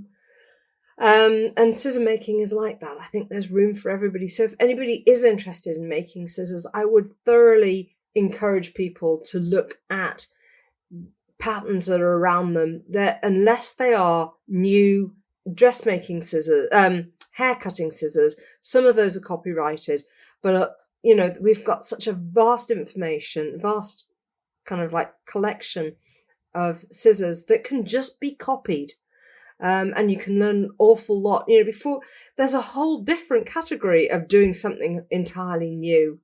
Don't be put off by doing either making knives or learning to make scissors because you haven't got an original idea and you don't feel that you can add anything, because you can, and that will come later. And developing your own style and your own language and your own kind of distinctive style comes in time. I don't think you can rush it. I agree. I think that it's interesting. Even like you think about the slip joint cartel in Texas and everything. There's even within that group. I mean, because they're all really great slip joint makers. That there are a few that really amp up their own artistry in the context of slip joints and really perfect it. And two I see in that group. So you obviously Bill Ruppel is an amazing knife maker, and took his style of slip joint making to a very high degree. We can argue pretty well that Tony Bowes and Bill Ruppel are like they're the people to shoot for if you're looking at a craft style, right? Inside of the slip joint cartel, and I won't try to marginalize any of the other people, but Tyler Turner has a very unique sense and sensibility about how he thinks of creating things, and I think that whatever he touches kind of turns to gold. He just, he's an agriculture boy. He's from, I think he's in Missouri, if I remember correctly. But he's a farm boy. Like that's what they do full time. And he has a machine shop, and he repairs old machines. And then he makes these works of art. He touches art knives. He touches slip joints. He does all of that. Real interesting cat. And Tim Robertson has gone the machining route of making knives, and thinks about everything in terms of fit and finish, and like the upper echelon of just fine, right? It has to operate correctly, but it also has to have an aesthetic representation and a historical representation, and has to fit all of these like that's a high degree of precision. And he uses tooling, like he's almost single-handedly brought back the pantograph for knife makers to use as a tool. He's proliferated that. And you think this group of people that, they make pocket knives, sure, but inside of that, they've also gotten really good at making a pocket knife, and also really good at expressing themselves through that medium. And that's no different than your early examples of a slip joint for your dissertation or whatever is probably not the pinnacle of your expertise. You look at everything that you've done since, and you have crafted that into a niche that, arguably there's lots of other people that have made scissors in the past, but you've turned it into something that is very uniquely you. And when I think about people inside of industry holistically, I look at you and what you're doing, and I could pull that as an example for like if I want to like tell my daughters about something that I think that they want to focus on. This is a really great example of somebody who just they did their thing. They didn't I can't even encapsulate what your journey has been, but I can say look at Grace Horne. Like, look at what she's doing. And if you have any questions about whether it can be done, first of all, but what kind of path you can take in this like creative, practical type of modality to success, you're it. You're a role model for people holistically, but you're also somebody that I would point to for my own children to be able to kind of like crack open that nut, because I have a bias. Like I tell my children, like, don't act up, and I'm preparing them for like a societal integration. I can't really do both, where I'm also preparing them to not be jerks towards everybody else, but then also say, in spite of all that, I want you to be a free spirit and discover and use your life energy for whatever it is that you think that you bring to this world. And so that's why I use role models, where I say, you look at these people, and I think that's really cool. I think it's you being able to talk on this podcast at this time is a case in point for others to be able to use that for their own journeys. And it is an incredible pleasure to be able to like spend time with you and talk through that. Well, thank you for that. I don't really feel like an inspiration for anybody. I'm just so busy doing my own thing, really. I think that's fundamentally it. I'm just so involved in doing my own thing. But I do love the idea of other people carrying on, and I feel like inspiration isn't the word that I would use, but I'd like to be that catalyst that means that other people are then go away and either feel enthused to do stuff differently, or do more, or try stuff, or just I just want people to be enthusiastic about what they do. Yeah. My last question, kind of, and we talked a little bit about this before the podcast started, but like I know that it might seem like normal or expected that I'm like, oh, well, I have daughters, and you're an inspiration and everything like that, and people would look at you as a female inside of a male dominated society and everything, and think, well, let's just focus on that. Do you find really that there's any barrier of entry because you're a female working inside of this craft? Because I've done a fair amount of stalking on articles for you. I'm just going to say stalking from now on. It seems to me, at least, that there are a lot of females that have worked in industry, and we just like, it's novel right now that we have a lot of men working in things and not so many females. Like, do you ever find that to be an issue, or that you get marginalized because you're a female and not because of like all these amazing things that you do as a result? No, I don't. And there are a couple of reasons for that. I am confident in the fact that the material I produce and the objects that I produce are fascinating enough in their own right that people aren't just coming to me and asking me because I'm a woman. That actually, even if that might be the first reason, the first thing, I am arrogant enough to, and confident in just how fascinating scissors are, that I believe that then becomes the bit that engages them.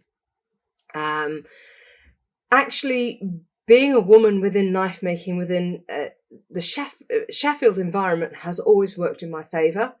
It's because they haven't ever considered me competition.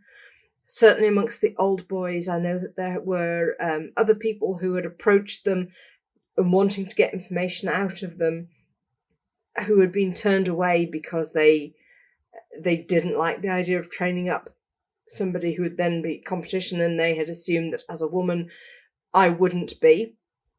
They were right. There's no way that any of the people who I obtained any skills from have been in any way a competition to me. It partly due to age, they've been at retirement age and I haven't. And also, we're in very different fields, so the gender thing worked in my favour then. The funniest thing was that I was, when I came to Sheffield to become a knife maker's apprentice all those years ago, and Stan said he was too old to take on an apprentice and sent me away with a whole load of bits and told me to figure it out myself because it wasn't that hard. We stayed in contact over the years, and one of the reasons that I learned much later that he didn't want to take me on as an apprentice was because he was working in an old workshop and there was no toilet. And the toilet was downstairs, so they had a pee bucket in the corner of the workshop. And these were two old men with small bladders, old men bladders. And they thought it was too mortifying to have a woman in the workshop when there was a pee bucket in the corner. And I only learnt that much, much later. So that was the only time I think that gender hasn't worked in my favour. The rest of the time, it's really not an issue. And I would encourage, oh gosh, it really isn't. So anybody these days who's starting knife making, relying entirely on their brute strength, is doing it wrong, and it's not sustainable. If your body, use tools, use tooling, think about ways that you can work around not necessarily having the physical strength that other people, particularly men, might have, because your body will thank you in 20 years' time. If you're only relying on the brute strength that God gave you, then you're going to wear your body out really quickly. Yeah, my bad back could have heard that about 20 years ago, and I would have been a lot better off. So I guess it's a A little This too is your late. mother talking. Yeah, right. Yeah. Well, um, I really appreciate you. I think that you spent a lot of time talking to me and everything, and I'm sure it's about dinner time there, and you need to get back to You're going it. to have a But lot of editing to do on this, aren't you? I don't think Sorry so. about that. No, I leave it all in. I mean, the thing is like if people have like particular potty mouths or things like that, then I might have to like edit a little bit because I would like the younger audience to be able to experience it without having too Now I many think we've managed to get impressions. through this without swearing at all, haven't we? Yeah, well, I mean, you did say bastard a while ago, but it was in the context of an illegitimate child and part of your history, so I think that that's There okay. you go. Yeah, so I usually tick it off if we're under a certain number. It's the same way with like what gets you an R rating in Hollywood. You have to do certain things, and so I kind of tailor it to that. If it's a little bit too egregious, then maybe I do a little bit of cleanup, but otherwise, and sometimes it's hard because there's just no ability in when you have a really good sentence or a really good idea to just Mm. cut out the thing that makes it that, and it might be a bad word. it just it's an exclamation point to an idea that sometimes is just poignant. So used correctly, you know, vulgarity can actually be a mechanism for So when I'm talking inspiration. about number two and bastard files, that would have got through okay. Yeah, probably. Yeah, Yeah. yeah. Well, yeah. No, all of this. I think it's genuine, and that's like you can't edit out genuine personal experiences, and that's why I try not to be too over the top with editing, but everything stays in, including And you're us right, talking it is about coming up editing. to dinner time. Yeah, Tonight's meal is meatballs. So we've got I made them earlier, so we've got beef and pork meatballs, just for those of you who are interested. In tomato sauce, I've got mashed potato, that'll do with those, and some green beans. And Dutch apple cake for dessert. that sounds. I'm a type 1 diabetic, and there's portions of that meal that sound delectable, and like I'd have to take a lot of insulin for it. But on kind of on that point, I've always been really inspired with how consistent you are with being on social media and doing like your feeds and stuff, and just kind of like talking about things that are going on with your craft and whatnot. And so, I mean, I it's ignorant for me to assume that anybody that's listening here is not familiar with your work in some way, shape, or form. But if you get the opportunity, what is it every No, Saturday? every Sunday. Every Sunday, Mm. our time, right? You can see you on Instagram's live feed, and you talk about things that are super cool. Do you get a lot of interaction from people on those? Not a huge amount. So my daughter reckons that I should call them my Sunday morning monologues. Um, apparently, apparently Instagram live feed should be more interactive, but I haven't managed that. Sometimes people ask me questions and throw me off completely, which yeah, which means that I then get lost and forget where I am in whatever story I'm doing. So they really are Sunday monologues. I do them at 12 o'clock UK time. So whatever time that is, but they're always on my, what is it called? On my grid afterwards. Yeah, So you're more than welcome to have a look at them. I try and do a little kind of précis of what I've talked about that session, just in case anybody ever wants to go back and look at them. This week I showed an acquisition that I had. I've got an amazing presentation exhibition, Georgian pair of scissors, and I did a thing on needle making, but it depends. It's normally on scissor making. Sometimes you get the occasional bra or corset thrown in. It depends what I'm doing, but I haven't been doing a lot of sewing lately, so it's mainly scissor making. yeah. Well, don't stop doing them because even like I watch them all the time. And it's fascinating to me, especially like artists I'm tracking, to get that perspective. There's always something to pull apart. It's the same way with podcasts. Like I'm kind of like sometimes I listen to them, sometimes I don't. But when I do, it always inspires in some way. And so I stopped doing live stuff quite a while ago because nobody even came to view them. And I don't know that anybody actually came to look at them afterwards. So I was like, I'm just not interesting enough. But you are interesting, and I think that everybody needs to pay attention to what you're doing on those. You can kind of listen to my podcasts, and then if I say something, you can look over to the screen and see whether I'm showing something. It's mainly talking. So yeah. Come and have a look. Come and join me. Yeah. I'm there every Sunday. Yeah. Well, on that note, thank you so much. It's been a pleasure. I'm even more of a fan than I was before. And for anybody interested in taking up the craft of shears and cutlery, I really think that you should use Grace as a model for that. And I'm sure she's willing to ask questions or answer questions and things. So absolutely, always here. If anybody fancies making scissors. Yeah, learn something, guys. Scissors, they're the bee's knees. I'm going to try to dabble in it myself. Well, thank you. Good. Thank you ever so much. Yeah, absolutely. Thank you for listening to another episode of the Good Old Blades podcast. Remember that you are loved, and God bless.